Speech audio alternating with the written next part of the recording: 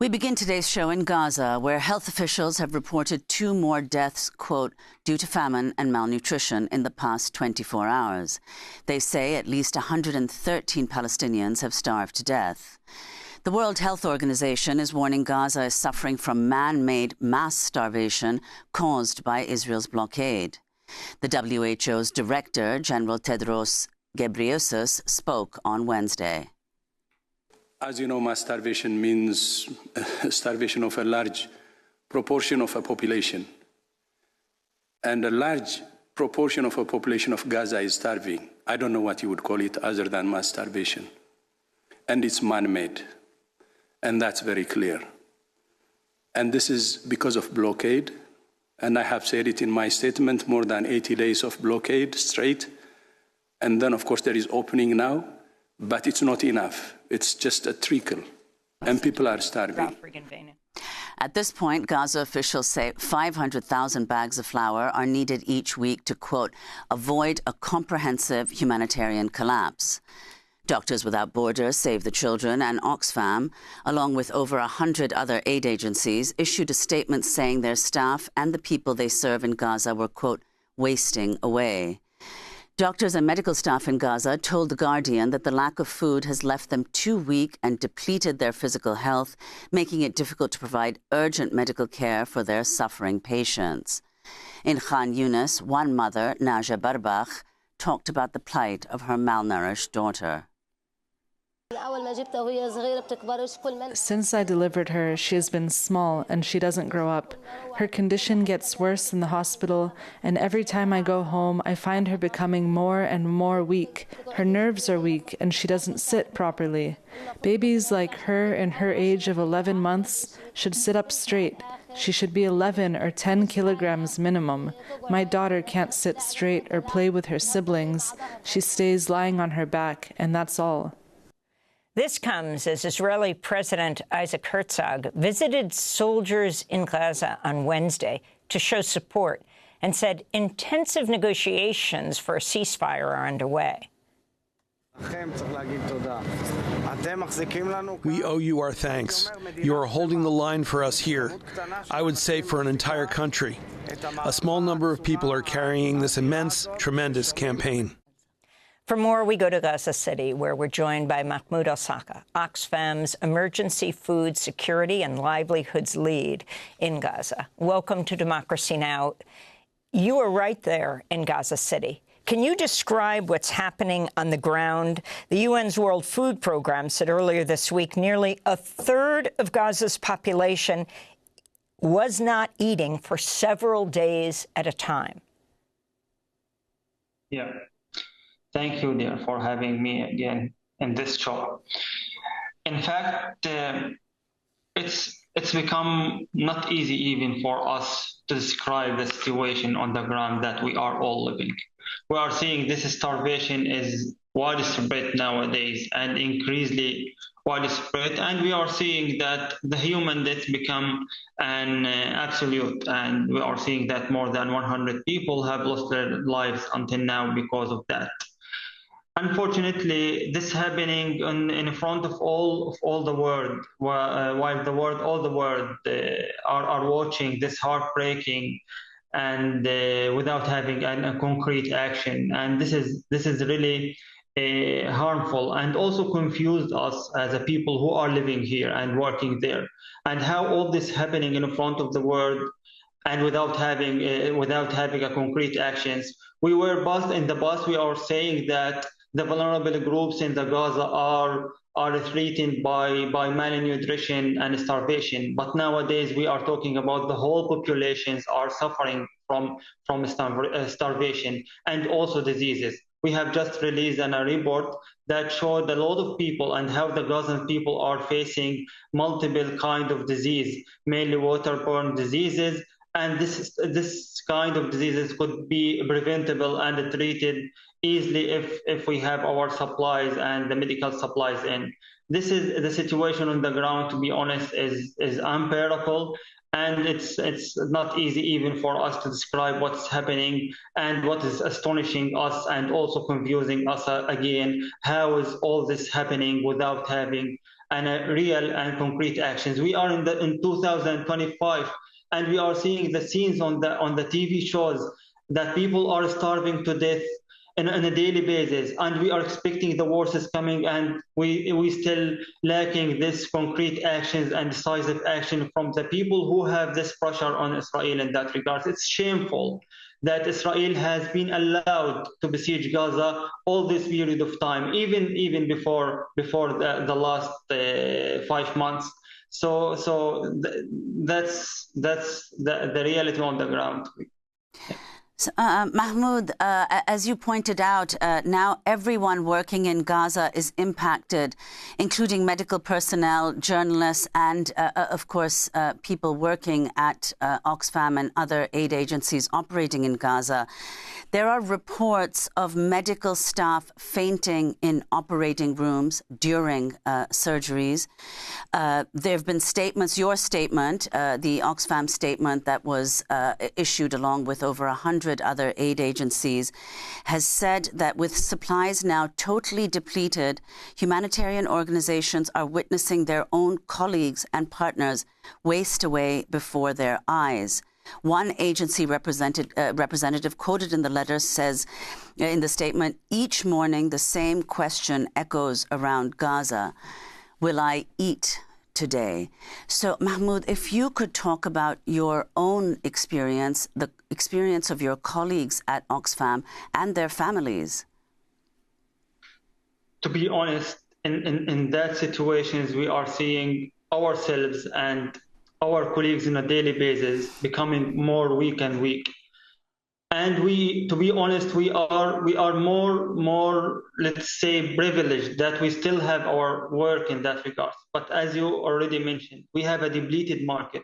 Even if you have money, it's not easy for you to find something to eat. So this is the question and the uncertainty on a daily basis for each of the people here in Gaza about they are going to eat today or not. And it's become frustrating and become really harmful for us. Even we are supposed to help the people, and we have, it's compounded. Even you can imagine for us, we are facing and enduring that right now. You can imagine the vulnerable groups who are what they are facing right now. It's compounded suffering for them. We are talking about the elderly people, the women and the children in that regard.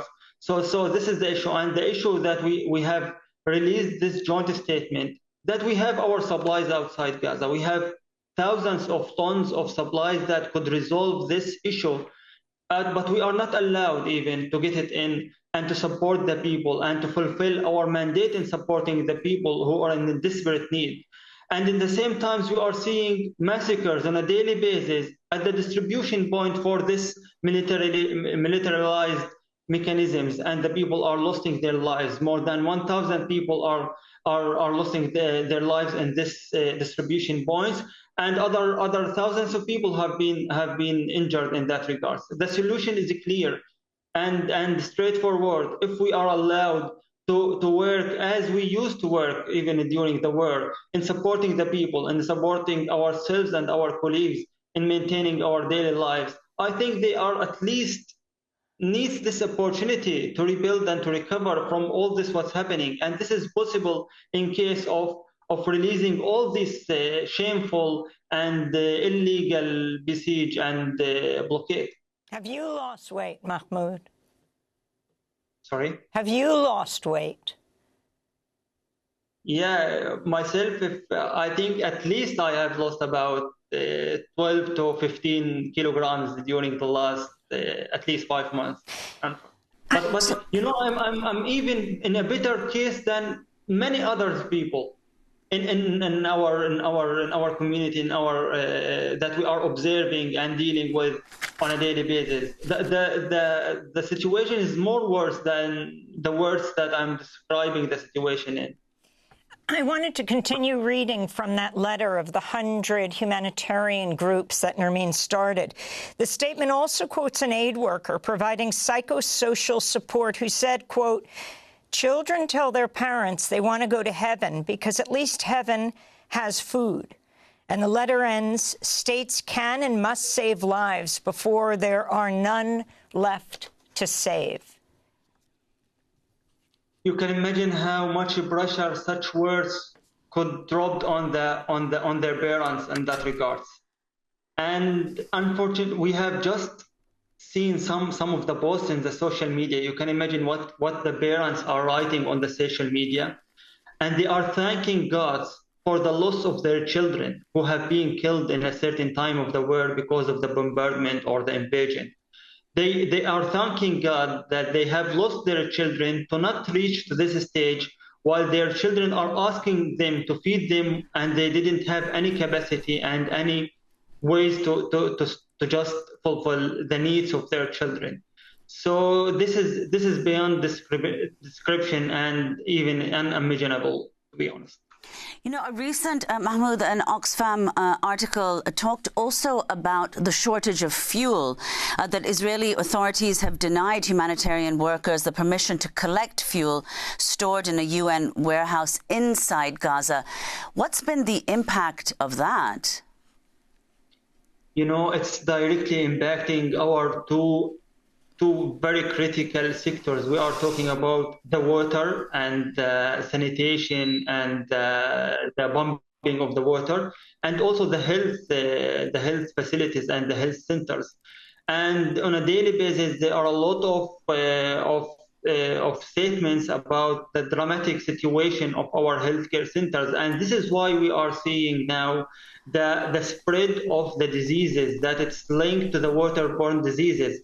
And you are talking about increase in percentages, increasing 100%, 200%, 300%, such as in watery diarrhea, or bloody diarrhea, and other diseases that could be prevented. In the same issue with the health facilities, and this is risking the lives of the people inside these facilities because of this lack of fuel. So it's all linked together with the complications that, without having concrete action in that regard, this will continue. And unfortunately, every day without having a ceasefire, more deaths are happening and more people are losing their lives. So it's not about days or months. We are talking on a daily basis. We have people losing their lives because of diseases and starvation. So I think there is no much needed action than now.